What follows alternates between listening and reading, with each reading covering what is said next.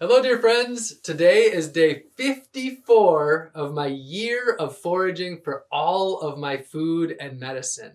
It's December 1st, so we have just begun real winter here in northern Wisconsin.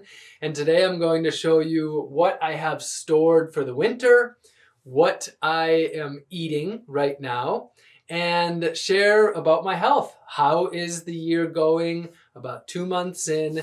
And what is the plan for the winter? So I'm elated to be able to share this update with all of you and to take you along on this foraging adventure.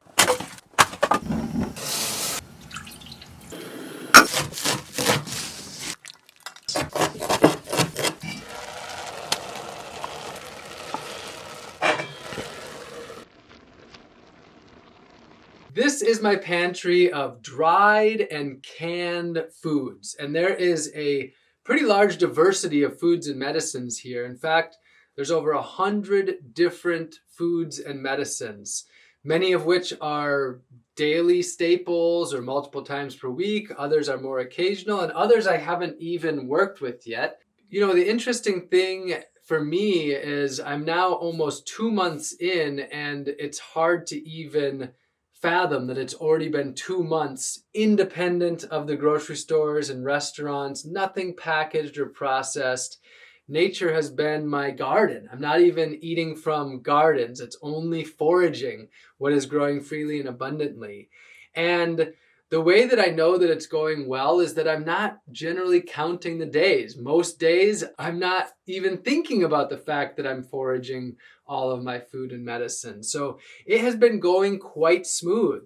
The reason it's been going quite smooth is I have what I need. So let's show you what is in this pantry. Over here, close to the stove, are the foods that I work with the most. So we have wild rice, which is one of my absolute staples. I started the year off with 75 pounds. Apple cider vinegar. We have my salt that I harvested from the ocean on my trip to the East Coast. A spice mix of monarda and onion. Then we have stinging nettle and wood nettle. Here we have different herbs like bee balm, that's one of my key herbs, and onion. We have seaweed, carrot seeds. An interesting one is cattail pollen. This is a really unique, interesting food. And then we have some herbs that I don't use as much, but we have sweet gale and northern bayberry fruit and spice bush leaves, for example. And then this section here, a lot of this is herbal teas. So I have a few dozen different herbal teas that I work with. Mint and mountain mint, fireweed. I've got my roasted persimmon seed tea. Now this is my roasted dandelion chicory burdock tea. So I'm drinking teas a couple times a day, and that's one of my ways of getting a lot of nutrients. And then continuing this way, we have a lot more of the medicinals. So a lot of these are plants that I have just if I have an issue, but a lot of them are general medicinals. So for example, red clover and pineapple weed and basswood flowers are very general herbs that I work with.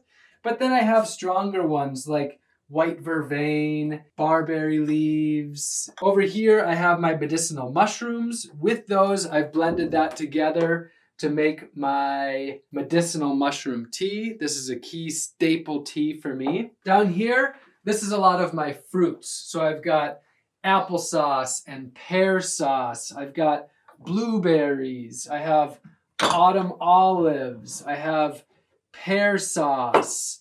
And I wasn't as successful in harvesting as much fruit as I had hoped, but I've had plenty of fruit up to this point, so things have been good in that regard.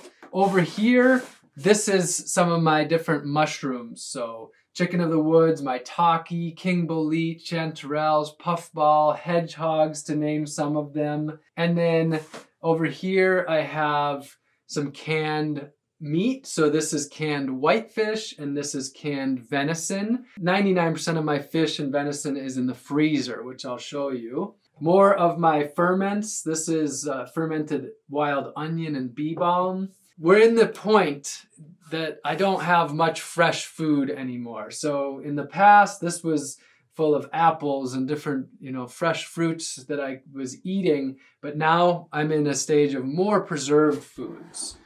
Over here, we have a lot of the larger stores. So we've got big jars of wild rice, for example, and mushrooms. One thing that's really important when it comes to storing your foods is you don't want them exposed to direct sunlight. And so I actually have this here for you to be able to see without the cover, but I have this covered up basically at all times, and I just uncover it to take the food out. So this is a wool blanket, and this keeps the sunlight off and insulates it a little bit as well. So my pantry is covered almost all of the time. My apple cider vinegar, I am very pleased with. Woo! This is the most effective I've ever been at making apple cider vinegar.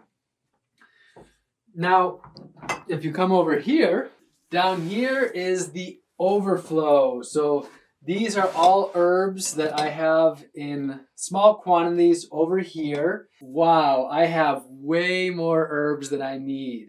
I spent a lot more of my time than needed when it came to harvesting, processing, and storing some of these herbs. So I have plenty of herbs to share for people that come over and in my travels. And then in this bucket here, this is hazelnuts. And in here, this is all dried mushrooms as well. Mushrooms were incredibly abundant. I harvested in the multiple hundreds of pounds of mushrooms. And I have plenty of salt as well, numerous jars of salt. So in the realm of herbs, I easily have a multiple year supply of some of my herbs.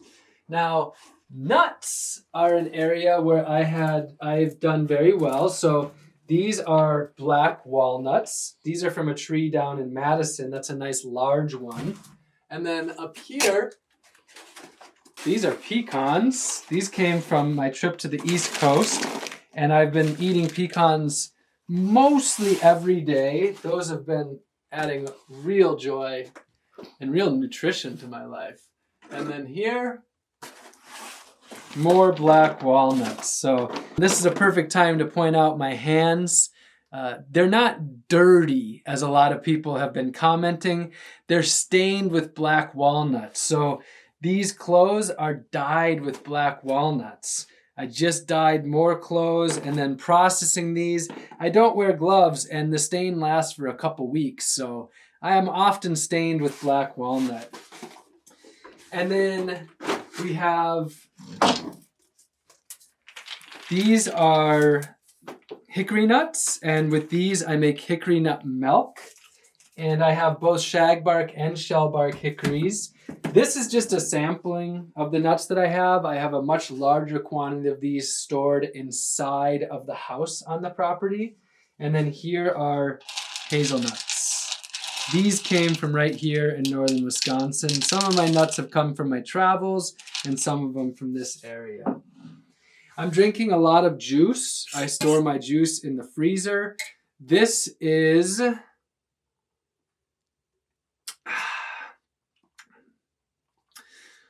aronia, pear, and high bush cranberry. So this is a very potent, nourishing juice. And I keep this in this area of the house at night, gets down to about freezing. So I can keep this out, and this is quite cold right now, even though it's fairly warm in the house.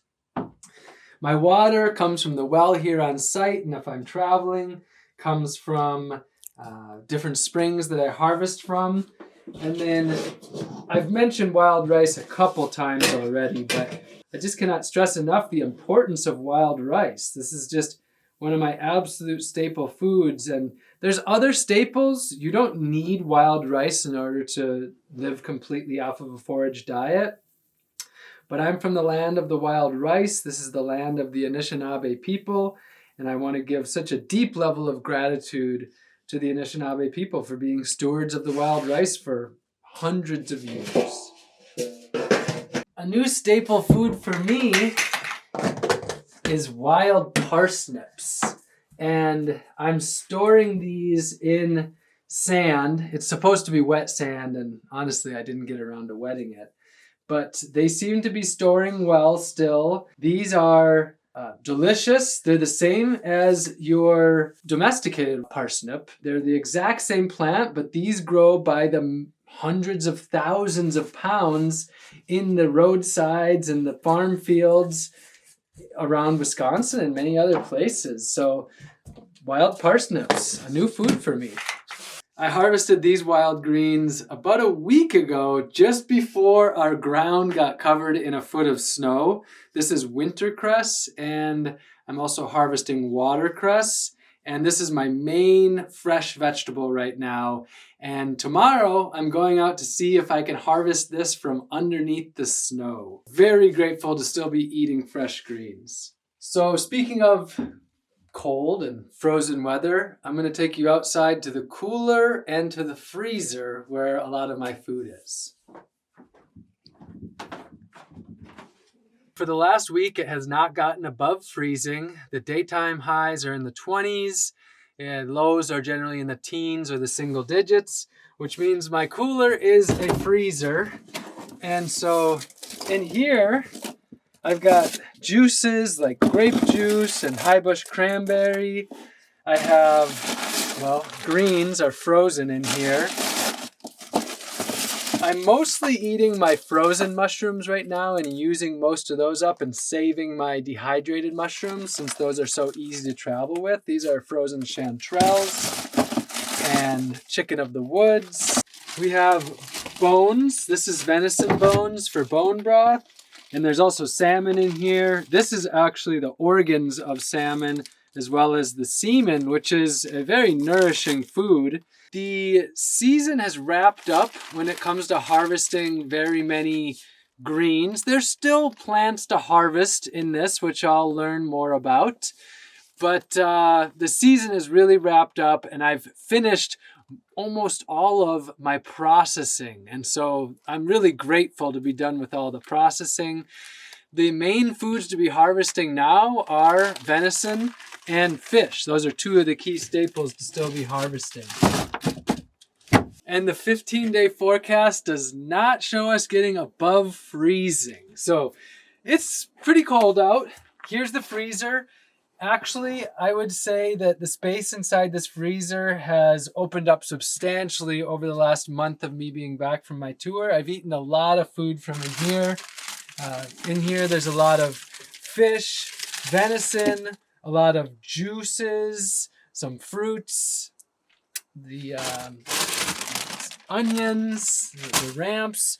So this is an area where I can see that I'm eating a fair bit of my staples here. Right now, my meals revolve around what comes out of my pantry and my freezer. A lot of wild rice, that is my staple calorie. A lot of mushrooms, whether dried or frozen. Stinging nettle is one of the key nutrient-dense foods that goes into many of my meals. A lot of herbs and spices. And what brings a lot of solidness to most of my meals is either venison or fish. Mostly that is salmon and whitefish. And I eat a lot of bone broth, drink a lot of bone broth, eat the bones as well, and make a lot of broth from the salmon heads and the tails and the body of the fish. I also eat a lot of nuts. I'm generally eating some nuts every single day. And then my fruits, my applesauce and pear sauce and plum sauce, that adds a lot of both calories and sustenance and just joy into my day. And there's some snacking each day. Of course, also is the fresh greens. That's been a key staple, and we will see if I'm able to keep that going. So again, I'm 54 days in, or about 2 months in, to eating this diet with nothing from the grocery store or restaurant. A lot of foods that are unfamiliar to the average person. and having to bring it down to even the flavors, the spices, the herbs, the salt. And so to bring it all together takes a wide variety of skills of foraging, processing, harvesting. And I'm happy to say that overall I've had very few cravings. I've had very little yearning, which means I've been able to make very satiating, complete meals. I'm eating a lot of my favorite food on earth: wild rice, fish, venison, greens. Also, of course, all of my herbal teas, the fruits, the roots. This really is a lot of my favorite food on earth. It's some of the most delicious and nutritious foods that exist on this earth. And I'm eating what would be thousands of dollars worth of food, but it's not costing me a penny. It's the food and medicine that's growing freely and abundantly all around us. Many of you, of course, wonder how my health is 2 months in. So I last weighed in at about 150 pounds, and I started off at around 155 pounds. I haven't had exact scales or measured myself on the same scale, so it's a little hard to keep track of exactly. But I've lost some weight. But what you're going to expect to lose some weight, giving up the Ben & Jerry's ice cream and all of those, snacks. The area where I haven't succeeded so far is the oil. I harvested some bitter nut hickories to make hickory nut oil, but I haven't processed that into oil yet. And so I have lost some weight. And as far as my muscle, I've noticed that my muscles have shrank some. I've probably lost a couple pounds of muscle, which I was a little bit surprised by considering the amount of protein that I'm getting. But I've also been a lot less physically active, actually. I've been very busy between numerous of my different projects and my speaking tours. And so I've just been less physically active as well.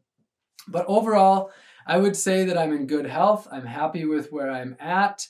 And I really think that I am meeting all of my needs. Now, I'm doing blood work at the beginning, middle, and end. I'm also testing my gut microbiome.